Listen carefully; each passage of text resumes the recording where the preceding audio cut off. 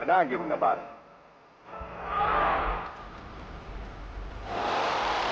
Getting the shot that will finish things in the uppercut. What an uppercut by... Stop it! Fury! Welcome back to Fantasy Fights. This time we're going to look at the decade of the 1960s, the top 25 heavyweights, and what happened to each heavyweight. As much information as we can get to you. Hope you enjoy it. But before we get going, please subscribe. Really helps the channel. And that like button, that's pretty favorable as well. Thanks again. Coming in at number 25 from Spain, Jose Uritain. He was extremely popular in that country. His career record was 53-11-4. He started his career off with 30 straight KOs. And he was on the cover of Ring magazine at one point. The Spanish government, he was so popular there that they offered Joe Frasier $1 million to come to Spain and defend his title against Uritain. And Uritain was known for his strength. He was a rock lifter. He was undefeated as a rock lifter. They lift big boulders. He died at the age of 49, supposedly could have been suicide, but he fell out of a window, 10-story window, to his death in 1992. At number 24, Amos Lincoln. In the early 1960s, he was pretty tough fighter. Had a final record of 42 wins, 16 losses, and 1 draw. In 1962, he came to Madison Square Garden and lost a 6-round decision against Ernie Terrell. His claims to fame were 2 victories over Thad Spencer, 3 victories over Elmer Rush, and really his ascension into the rankings came to an end in 1966 with his loss to Jimmy Persall. Coming in at number 23 is an incredible fighter named Harold Johnson, who is actually the light heavyweight champion of the world. His record was 76-11-0. He started his career in 1946, became light heavyweight champ, moved up to the heavyweight. In the early 1960s, defeated Eddie Mason and Doug Jones. Harold Johnson passed away at the age of 86. At number 22, a Canadian, Bob Cleroux, 42-6-1 record. He lost twice to Zoro Foley, but he's one of the best fighters in the world. And then in 1962, he did lose to Mike DeJohn. But these are really good fighters. He was a strong fighter. As I said, he won 2 out of 3 against Shiovalo, so that pretty much tells you where he's at. Buster Mathis burst onto the national scene in 1964 as he qualified for the Olympic Games as a U.S. representative in the heavyweight division. Unfortunately, when it came time to go to the Olympics, he was injured, and the alternate was Joe Frasier, who Mathis had beaten in the amateur ranks. Mathis opened up his career with 23 straight victories. Frasier knocked out Mathis in the 11th round and took the title. He finished his career at 30-4. Buster Mathis Jr. faced Mike Tyson, so he was a chip off the old block.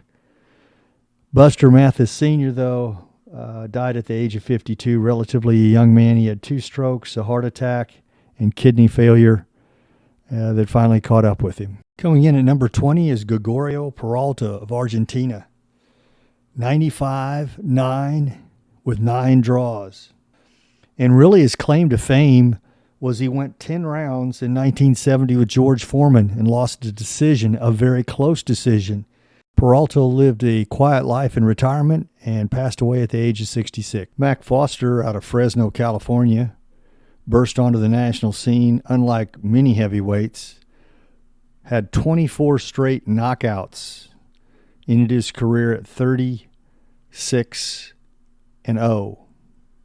Coming in at number 19. Had some victories over Thad Spencer and Cleveland Williams in 69. They were past their prime. They brought him to New York City, and he faced Jerry Cory. And, of course, the veteran defeated him and knocked out Mack Foster. After that, Mack did not do real well in the heavyweight, but he had advanced all the way up to the top of the rankings by Ring magazine because of his standout record.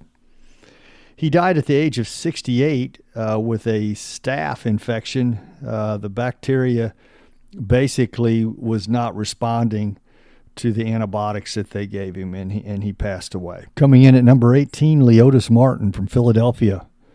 31 wins and only 5 losses. Very impressive record.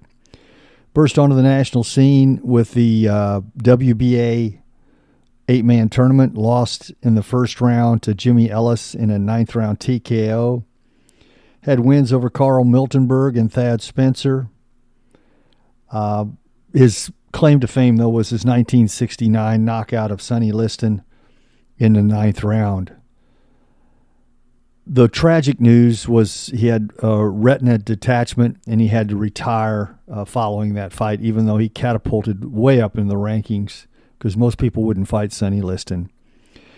He had a quiet life in Philadelphia. He retired from as a machinist after 31 years. And at the age of 56, because of hypertension and complications with diabetes, he died en route to the hospital. At number 17, Thad Spencer from Portland, Oregon, had an up-and-down career, 32 wins, 13 losses, and 1 draw. The highlight of his career was his 1967 victory over Ernie Terrell in a 12-round decision in the first round of the 8-man elimination tournament by the WBA. He lost in the semifinals to Jerry Cory in a 12-round knockout.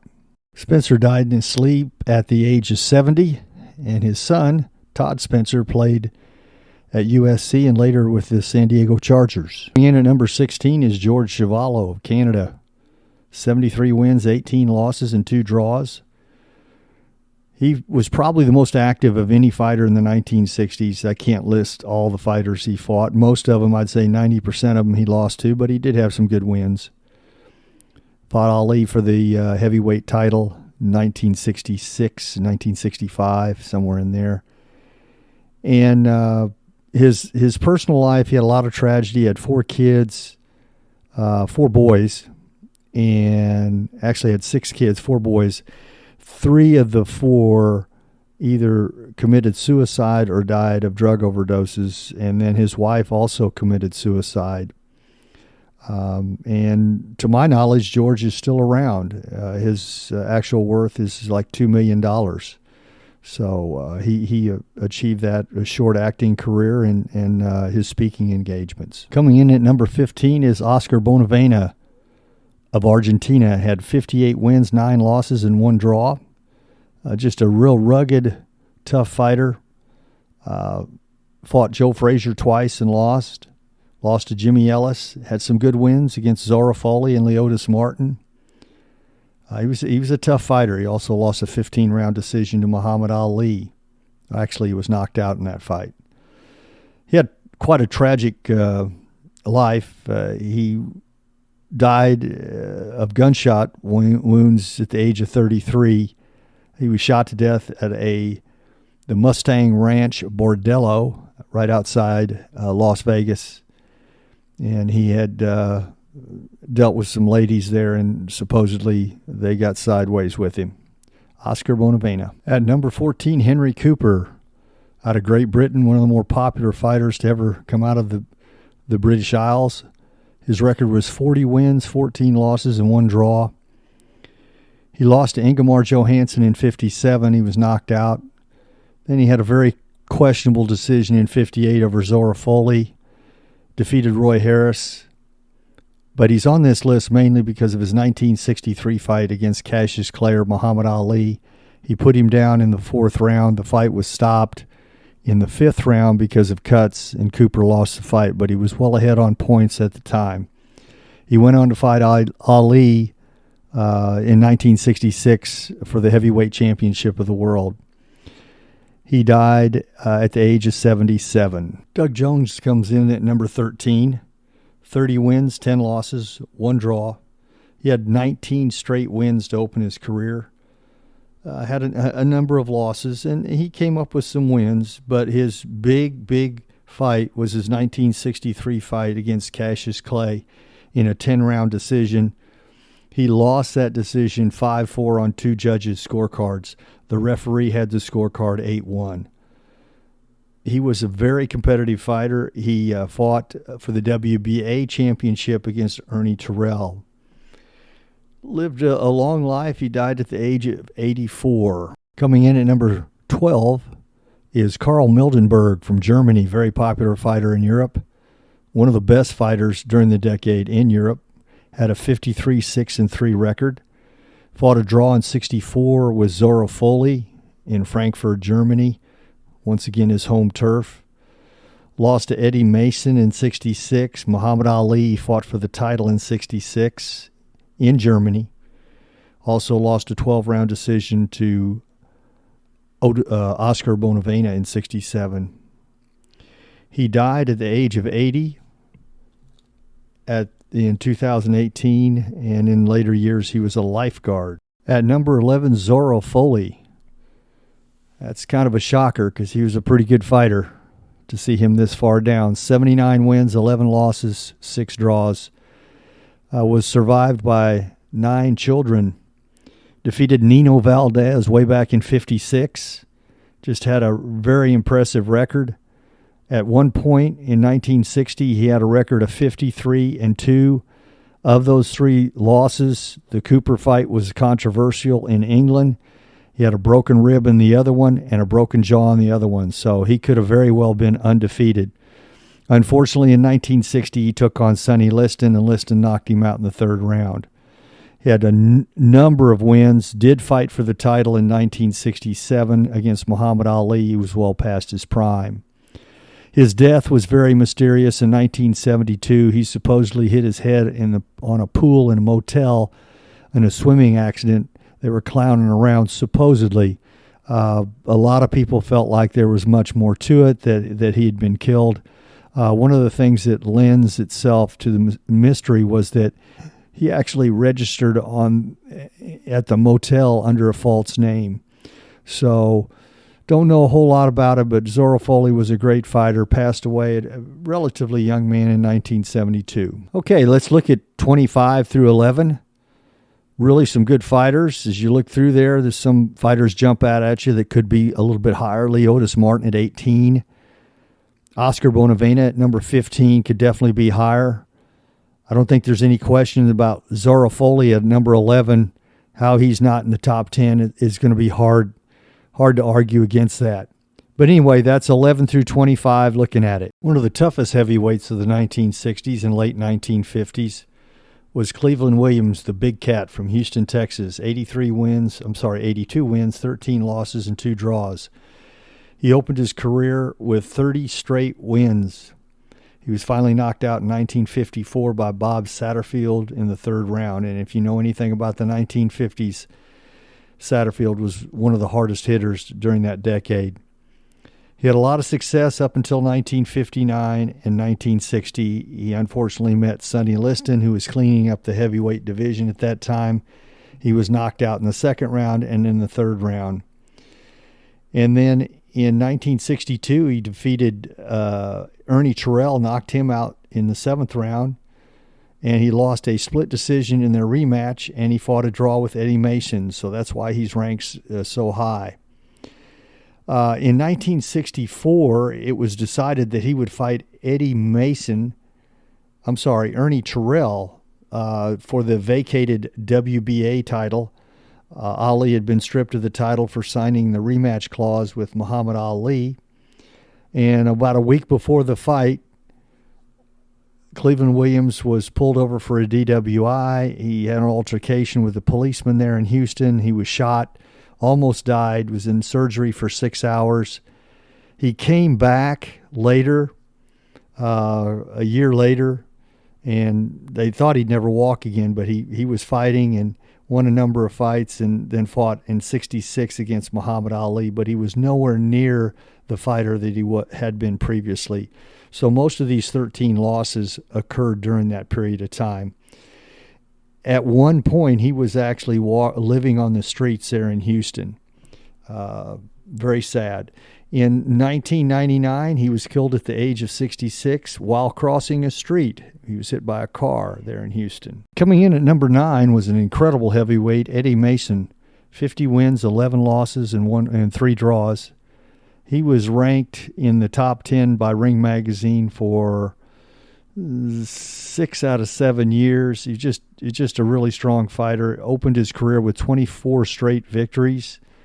Was one of the top contenders in the world for Floyd Patterson's title in 1958 after a draw with Zoro Foley. He had defeated Nino Valdez, Joey Maxson, and Bob Baker and Hurricane Jackson in the 1950s. His career came to a crashing halt in 1958 when Ingmar Johansson in Sweden knocked him out in the first round. It was a very cold night.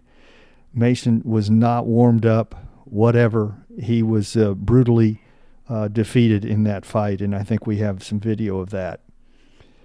Without going into all kinds of a dissertation on all the fights, he was very active throughout the late 1950s and early 1960s.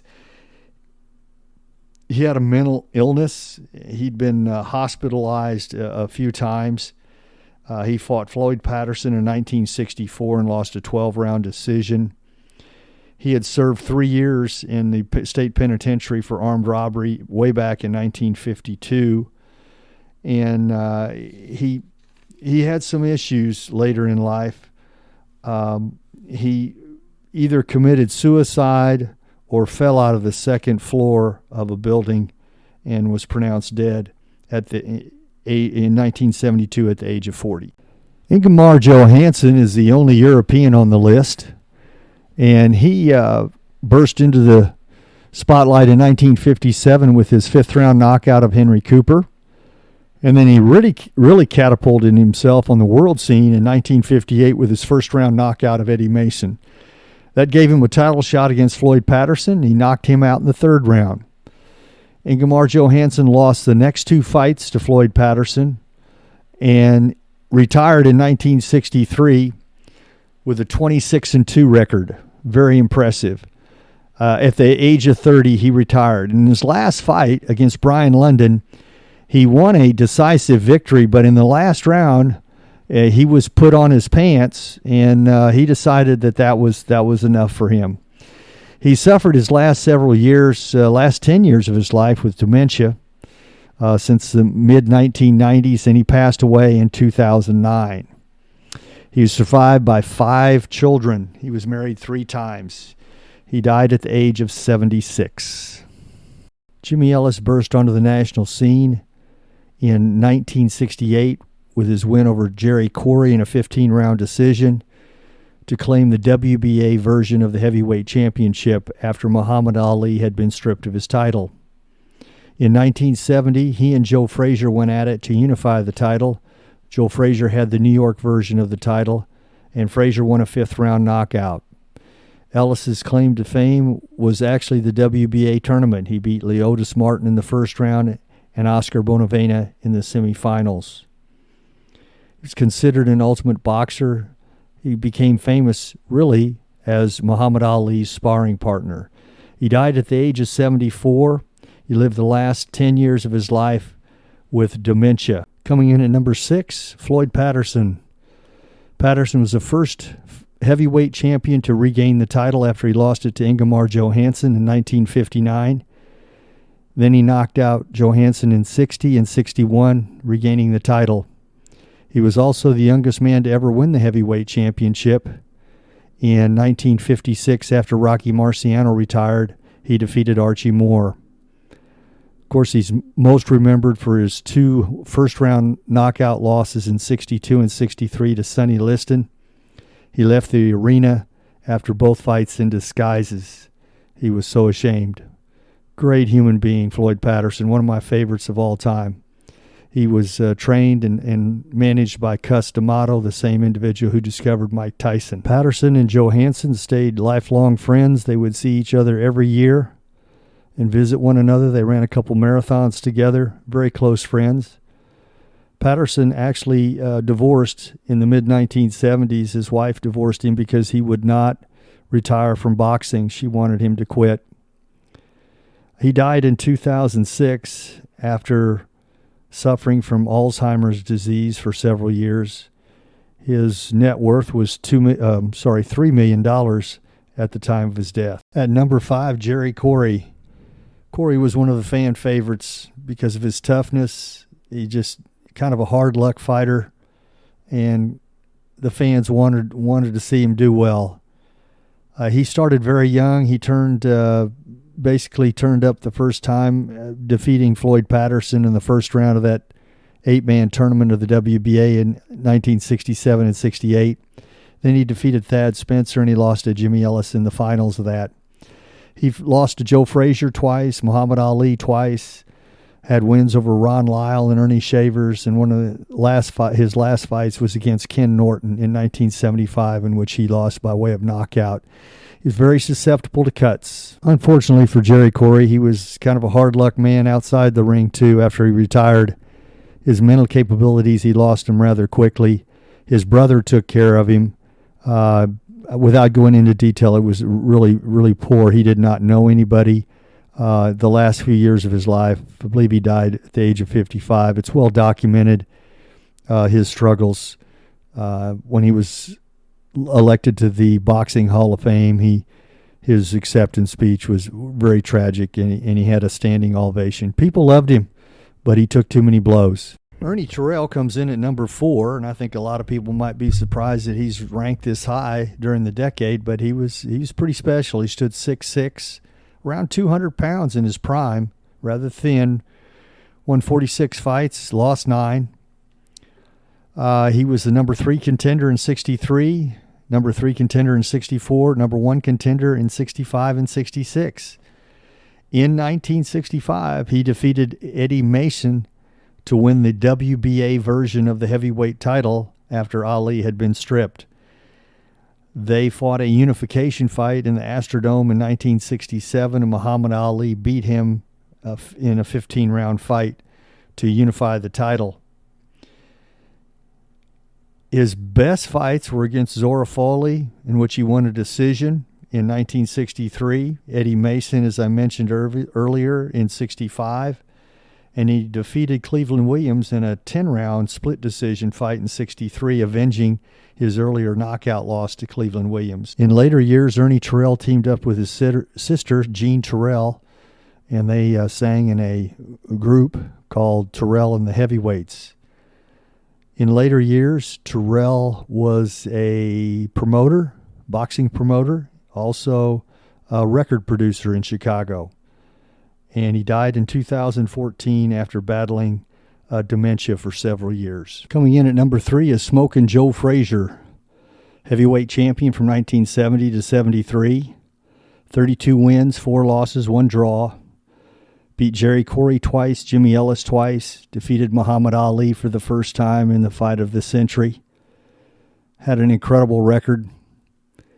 As the years went on, Joe had a little trouble. Made a lot of money, made a fortune, but his combination of generosity and naivety and his failed business opportunities basically lost all his money. In 2006, Frasier was actually living in a 1-bedroom apartment above his second-floor boxing gym in Philadelphia. He hit on hard times. Frasier was bitter towards Muhammad Ali throughout his career. Really never forgave him for all the insults he had. In 2009, Frasier sold his gym. He died at the age of 67 in 2011. And Floyd Mayweather Jr. paid for Frasier's funeral arrangements. Coming in at number 2 is Sonny Liston, the most dominating fighter of the late 1950s and early 1960s. Knocked out Floyd Patterson in the first round in 1962, and then again in 63. He threw the second Ali fight in 1965, in my opinion, and he was battling back throughout his career, had a number of victories until he was defeated by Leotus Martin in the late 1960s to end his run. His death was rather mysterious. In January of 1971, he was found dead in his Las Vegas home. He'd been dead for about a week. The police declared it was a heroin overdose. Very suspicious. His wife found him. He had been running with some pretty rough customers there in Vegas. Some people said he was killed because he didn't throw the Wepner fight, which he was supposed to throw, which was his last fight, by the way. Whatever the reason, tragic figure, but a tremendous fighter, Sonny Liston. Top-rated fighter of the decade is Cassius Clay or Muhammad Ali. There's no question about it. He beat Sonny Liston twice, Joe Frasier twice, Floyd Patterson twice, Cory twice, and Ernie Terrell once. He dominated the heavyweight division throughout his lifetime. He aligned himself with the black Muslims and Elijah Muhammad. He opposed the Vietnam War. He was stripped of his title 2 different times. He followed the Nation of Islam, which was basically his family, and Elijah Muhammad was basically his father. At the time of his death in 2016, it was estimated he was worth anywhere from $50 to $80 million. He suffered from Parkinson's syndrome the last 20 years of his life. He died in 2016 at the age of 74. I hope you enjoyed our look back on the 1960s and the decade. I was a young boy at the time, and this was the decade that made me fall in love with boxing, and especially the heavyweight division. I followed these guys. I couldn't wait till my Ring magazine was delivered to me as a youngster. Those were exciting times and a lot of fond memories going back through this. I hope you enjoyed it as well. And also, let me know what you think of the rankings. You may disagree. I put a lot of time and effort into these rankings. So 1 through 25, you're going to have some disagreements, no doubt about it. Thanks. Appreciate it. Please hit the like button and please subscribe, and I'd love to hear your comments. Thanks.